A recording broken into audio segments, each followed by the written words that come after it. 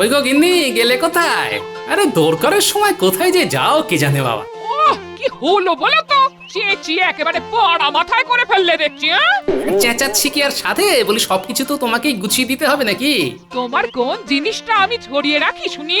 যেখানে যেমনটা থাকার কথা তেমনই রাখা থাকে। হ্যাঁ, আহা, সেই গোছানোর কথা কি আমি বলেছি? আমি বলছি যে কয়েকদিনের জন্য আমাকে বেরোতে হবে, তাই পোটলায় প্রয়োজনীয় যা কিছু আছে সেগুলো ভরে ফেলতে হবে তো। সবটাই আমার মেয়েকে ফরমাইশ না করে এই টুকটাক গোছানোর কাজ তো তুমি নিজেই করে নিতে পারো বাবা গোপাল। পারি তো, তবে আপনার মেয়ে কতটা কি পারছে সেটাও তো মাঝে মাঝে দেখে নিতে হবে আমায়, তাই নয় কি? ওই জামাই বাবুর সাথে কথায় পেরে উঠবে না মা। হ্যাঁ, দেখছো না কেমন মুখে মুখে জবাব তৈরি। হ্যাঁ, এই তোমার মুখে কিছুই আটকায় না না? বেশ বেশ বুঝতে পারছি, গুছিয়ে না দিলে তোমার শান্তি হবে না। ওহ, তবে তাই দাও না গিন্নি, কথায় কথা বাড়িয়ে লাভ কি? লাভ না লোকসান সেটা তো এবার তুমি দেখবে বাবা। আমার ছেলেকে এলে বেলে ভাবা, এবার এই ছেলেকে দিয়েই তোমাকে পেঁচে ফেলবো। তুমি যে কদিন থাকবে না সেই সুযোগটাই কাজে লাগাতে হবে। মহারাজকে দেখে যেন মনে হচ্ছে বেশ চিন্তামগ্ন। শারীরিক কোনো সমস্যা হলো না তো আবার? না না, শরীর আমার ভালোই আছে, তবে চিন্তা যা সে তো মনে। কেন মহারাজ, মনের কোণে কি এমন বাসা বাঁধলো নির্জনে? ব্যাস, কবি তবে এবার লেগে পড়বে খোঁজাখুঁজিতে।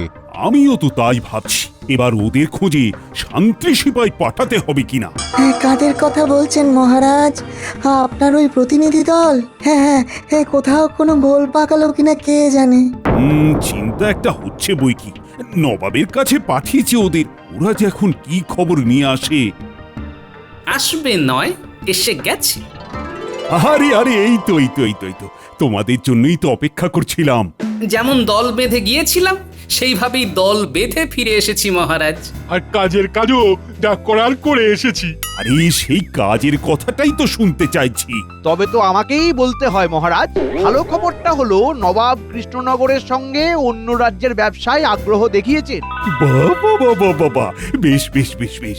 তবে এখানেই শেষ নয়, কি কি আমদানি রপ্তানি হচ্ছে সে ব্যাপারে নবাব নজর রাখবেন আর যাচাই করে নেবেন। কি মুশকিল! তাহলে চিন্তা তো একটা রয়েই গেল। চিন্তার কি আছে মহারাজ, এতটা যখন করেই দিলাম তখন বাকিটা না হয় গোপালই সামলে দিক।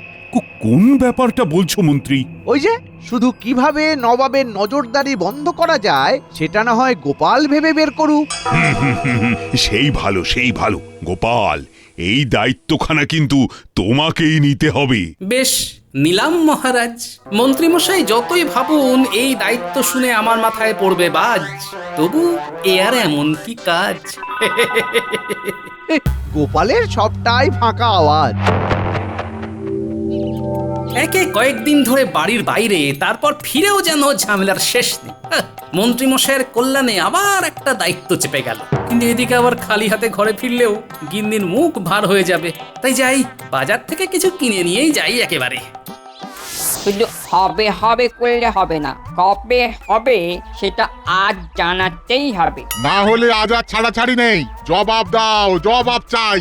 আর না হলে আমাদের মোহর আমাদের ফেরত চাই। আহা, কি মুশকিল! আমি কি পালিয়ে যাচ্ছি নাকি? হ্যাঁ, সব দিকটা দেখে বুঝে তবে তো জানাবো বলেছি। তুমি পালাতে চাইলেই কি আমরা পালাতে দিচ্ছি নাকি?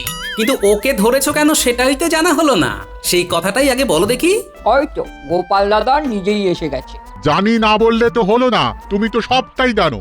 এই লোকটি এর ওর কাছ থেকে মোহর নিয়েছিল, কিন্তু তাগাদা দিতেই বেঁকে বসেছে। সে না হয় বুঝলাম, কিন্তু আমি এই কথাটা জানবো কি করে? বারে, তুমি জানবে না তো জানবেটা কে? ইনি তো তোমার নাম করে মোহর চেয়েছেন আমাদের কাছ থেকে। হ্যাঁ, তুমি যখন এসেই গেছো তখন আর ওর মুখ থেকে কেন, তোমার মুখ থেকেই শুনি। বলো দেখি, আমাদের চাকরির কি ব্যবস্থা হলো বলো। চাকরি? কই এই ব্যাপারে কিছুই তো আমি জানি না। এখন জানি না বললে তো চলবে না, তুমিই তো নাকি রাজসভায় চাকরি পাইয়ে দেবে, তাই ওর কথাই বিশ্বাস করে আমরাও অর্থ দিয়েছি ওকে। হ্যাঁ মানে না না মানে ওই আর কি, ওই চাকরি কি আর এমনি এমনি পাওয়া যায়, তাই আর কি। তাই তুমি গ্রামবাসীদের কাছ থেকে অর্থ আদায় করবে, হ্যাঁ? আর তোমরাও সবাই শুনে রাখো, কেউ যেন ভুলেও ওর কথায় বিশ্বাস করো না। আমার কিন্তু এই ব্যাপারে কোনো দায় নেই। আমাদের একটা কিছু ব্যবস্থা না করে দিলে আমরাও ছাড়বো না। কিন্তু ছাড়তে যে তোমাদের হবেই ভাই, একবার ছেড়েই দেখো, তারপরে আমিও দেখছি কোনোভাবে কিছু করা যায় কিনা। তবে তোমার উপরে ভরসা করে ছেড়ে দিলাম, কিন্তু কাজ না পেলে আমরা কিন্তু আবার চড়াও হব। খেয়াল থাকে যেন। ছেড়ে যখন দিয়েছে তখন ঘরের ছেলে ঘরে ফিরে যাওয়া সুরসুর করে, আমি বরং বাজার ঘুরে যাই ততক্ষণে। যাক বাবা, এবারের মতো বেঁচে গেলাম। তবে সবটাই হয়েছে মায়ের জন্য, তাই ওই মাকে গিয়েই পাকড়াই।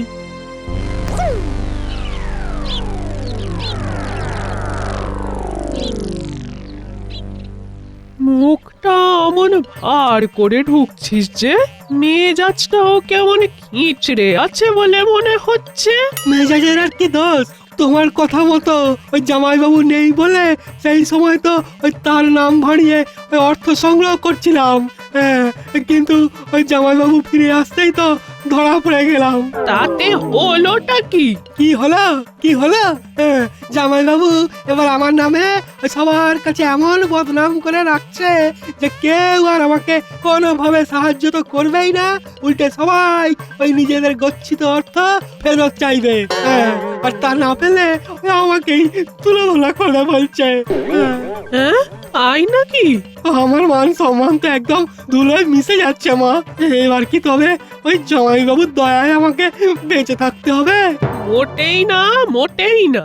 এবার আমি এমন কলে খাটিয়েছি যে গোপাল আর পাশ কাটানোর পথ পাবে না। এবার ওকে আমি যন্তা কলে ফেলবো। হ্যাঁ, তুই খালি দেখ গোপাল কেমন নিজেই তোর রোজগারের ব্যবস্থা করে দেয়। শুধু আমি যেমন যেমন বলবো তুই তেমন তেমন করবি। হ্যাঁ,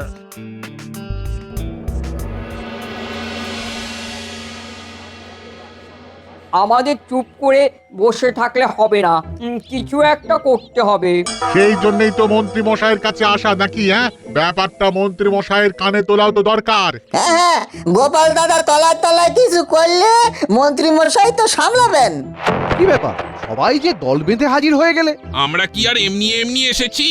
আমরা তো বুঝতেই পারছি না যে গোপাল দাদা আর মহারাজের মধ্যে কোনো গোপন আঁতাত আছে কিনা। গোপালের সাথে মহারাজের আঁতাত? না না না না না, এবারে তো একটু নড়ে চড়ে বসতে হচ্ছে। ব্যাপারটা একটু খুলে বলো তো দেখি। সবটাই তো এখন খোলাখুলি। গোপাল দাদা শ্যালককে দিয়ে মহারাজের কাছে চাকরি দেওয়ার নাম করে অর্থ আদায় করছে। হ্যাঁ, বলো কি? আপনাকে এর মধ্যে নাক গলাতেই হবে, না হলে আমাদের গচ্ছিত অর্থ যদি চৌপাট হয়ে যায়। বটেই তো, বটেই তো। না না না না না, এই ব্যাপারে তো আমাকে নাক গলাতেই হবে। একবার যখন হাতে চাঁদ পেয়ে গেছি তখন আর ছাড়ি কি করে? আপনি কি মনে মনে কিছু ভাবছেন মন্ত্রী মশাই? ভাবছি তো বটেই, তোমাদের কথা আমি ভাববো না তো কে ভাববে? শোনো, হয় তোমরা চাকরি পাবে, না হলে গোপালের চাকরি যাবে, তবে অর্থ মার যাবে না।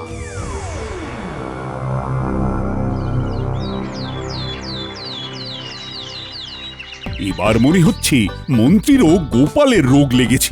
আসবো আসবো করছে, কিন্তু এসে আর পৌঁছচ্ছে না। মন্ত্রী মশাই 5 কাজের মানুষ, তাই কখন কোথায় দেরি হয়ে যায় তা কি আর আগে থেকে বলা যায়? বিলক্ষণ কর্মই তো মন্ত্রী মশাইয়ের ধর্ম। উনি নিশ্চয়ই সব কাজ মিটিয়ে এক্ষুনি চলে আসবেন। আর একটু অপেক্ষা করুন।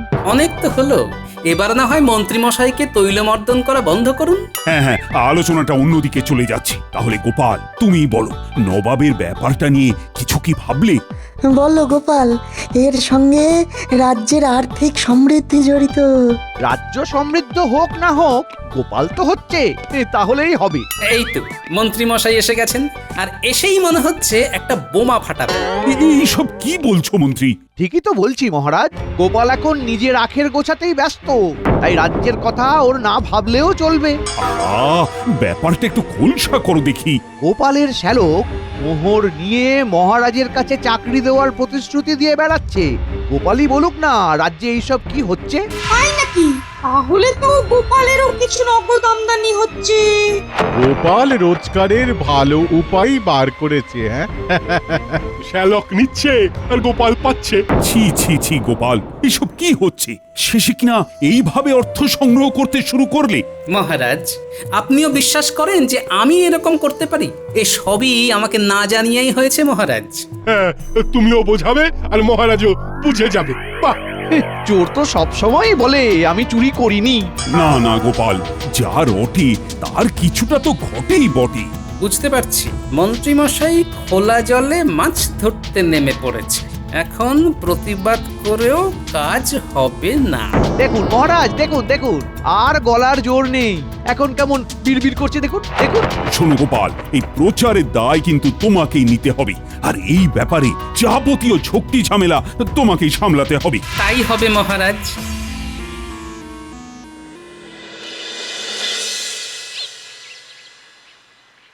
কই গো, গেলে কোথায় গিন্নি? এই তো তোমার জন্য জল বাতাসা নিয়ে একেবারে হ করে বসে আছি। তুমি খেটে খুঁটে আসছো বলে কথা।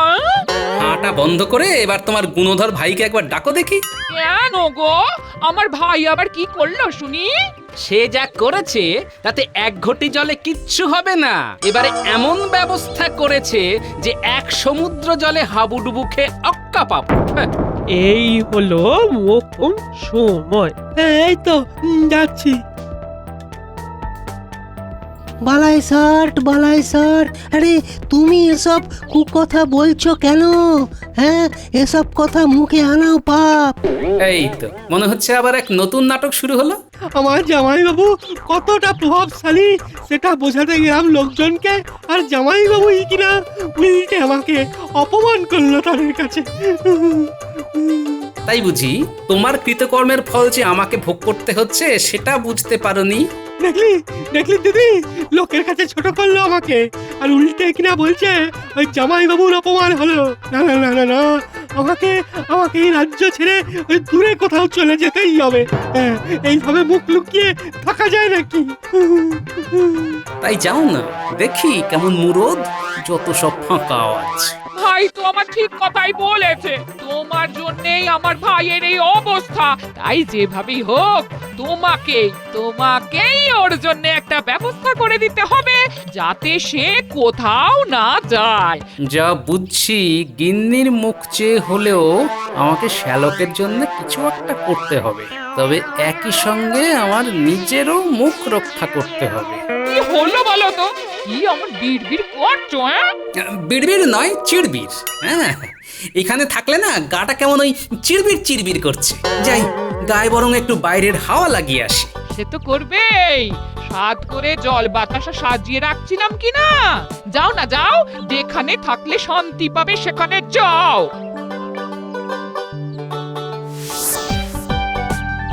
এই তো এইখানে ছাওয়াতে বসে বরং মাথাটা ঠান্ডা করে ভাবি কি করা যায় এখন। এমন কিছু করতে হবে যাতে সাপও মরবে আবার লাঠিও ভাঙবে না। কিন্তু এ কি, বাচ্চারা এমন সময় পাঠশালা থেকে ফিরে আসছে যে? রাজসভা থেকে ফিরে পণ্ডিতের তো এখন ওদেরকেই পাঠদান করার কথা। এ কি গোপাল দাদু, তুমি এখানে? তার আগে তোরা বল দেখি, পাঠশালায় ফাঁকি দিয়ে তোরা ঘোরাঘুরি করছিস যে? আমরা আর পাঠশালায় যাব না। সে কি, কেন? সেখানে পণ্ডিত মশাই শিক্ষামূলক কাজ বলে মাটি কোপানো, গাছে জল দেওয়া, আগাছা পরিষ্কার সব কিছু করায়। তার মানে পণ্ডিত তোদের কাজে লাগায়? এইভাবে আমরা আর কাজ করব না। দেখি গোপাল দাদু, তুমি হাসছো। তোরা না করলেও আমি বুঝে গেছি যে আমাকে কি কাজ করতে হবে। তোরা আমার বুদ্ধি খুলে দিয়েছিস। ও, তার মানে তুমি এবার এই বুদ্ধি কাজে লাগাবে না? একদম। এবারেই তো কাজের কাজটা হবে রে।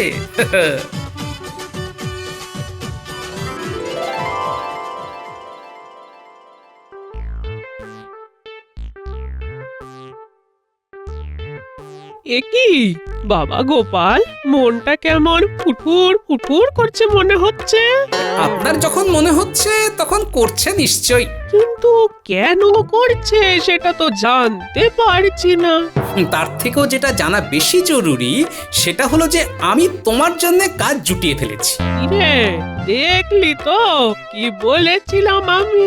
আর শুধু শ্যালকের জন্যই নয়, চাকরি দেবে বলে শ্যালক যাদের কাছ থেকে মোহর নিয়েছিল তাদের জন্য ব্যবস্থা করে ফেলেছি। ও মা, তাই নাকি?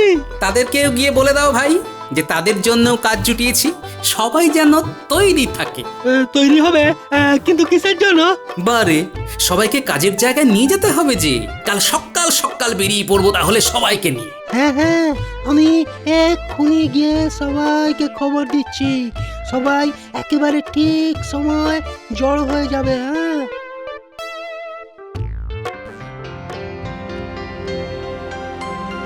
যাবে যাবে তো করছো, কিন্তু যাচ্ছ কোথায়? এই তো মানে যাচ্ছি তো, কিন্তু কোথায় যাবো জাহাপানা? নজরদারি ঠিক মতন হচ্ছে কিনা সেটা দেখতে যেতে হবে না? হবেই তো মানে হচ্ছেই তো। কি সব হচ্ছে হচ্ছে বলে যা, চলো তো। মানে প্রহরী মোতায়েন করা আছে না জাহাপানা, কৃষ্ণনগর থেকে যে সম্পদ যেখানেই পাঠাক না কেন আপনাকে এড়াতে পারবে না জাহাপানা। বাবা, বেশ বেশ বেশ বেশ, এবার কৃষ্ণচন্দ্র জব্দ হবে, ঘোড়া ডিঙিয়ে আর ঘাসটি খেতে পারবে না।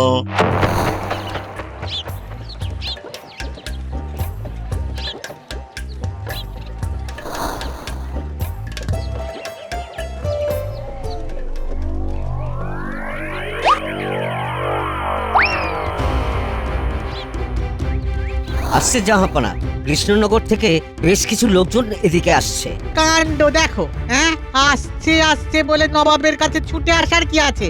যাও যাও যাও, গিয়ে পাকড়াতে পারছো না কেন? যাও। সেই তো, যাও গিয়ে আটকাও, তারপর না হয় উজিরকে নিয়ে আমি নিজেই যাচ্ছি পাহারার জায়গায়। চলো উজির, তৈরি হয়ে নাও। আমি তো তৈরি আছি জাহাপনা।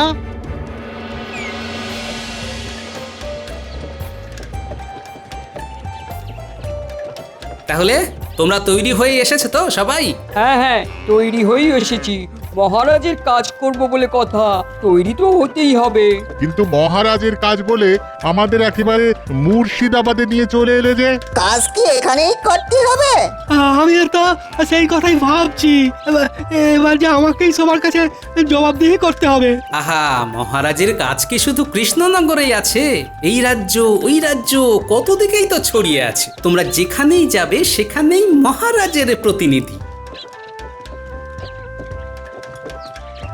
এই থামো থামো থামো, তোমাদের এখন খানা তল্লাশি চলবে। জাহাপনার হুকুম আছে। নবাবের হুকুম যখন, তখন হুকুম তো তামিল করতেই হবে। হ্যাঁ, তার মানে আমরা কি চোর না ডাকাত যে তল্লাশি করবে? হ্যাঁ, তা বলে আমাদের দেখতে হবে না গাড়িতে করে কি আসছে?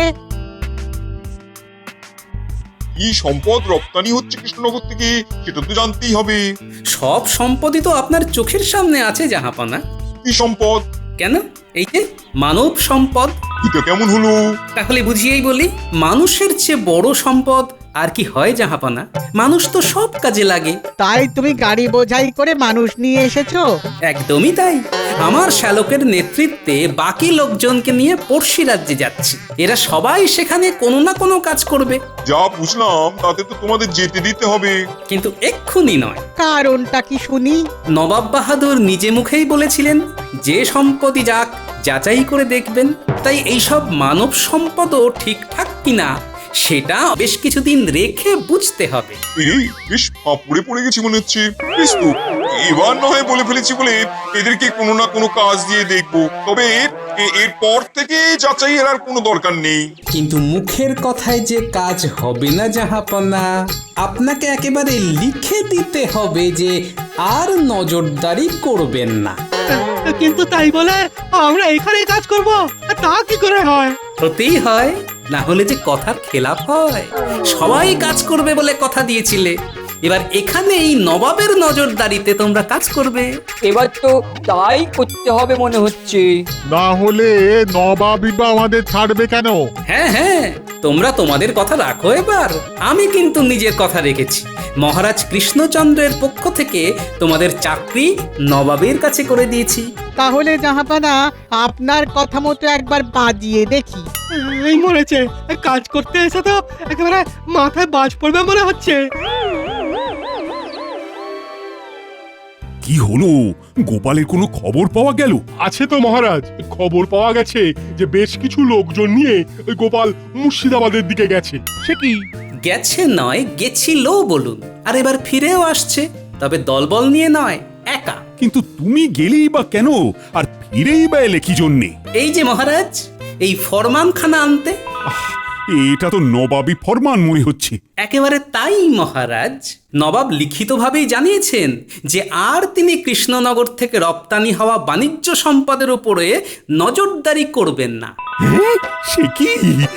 কিন্তু এমন চমৎকার হলো কি করে? খুবই সহজ মহারাজ। মানব সম্পদকে কাজে লাগিয়ে আমার শ্যালকের নেতৃত্বে গ্রামবাসীরা নবাবের কাছে গিয়ে তার প্রয়োজনীয় কাজে হাত লাগাবে। এর ফলে তারাও চাকরি পেল, আর আমার শ্যালকও টের পেল সে যদি ডালে ডালে যায় তবে তার জামাইবাবু চলে পাতায় পাতায়। সত্যি গোপাল, তোমার তুলনা নেই। তাহলে আমার কথার দাম আছে বলছেন? আলবাত আছে, নিশ্চয়ই আছে। জয় মহারাজ কৃষ্ণচন্দ্রের জয়।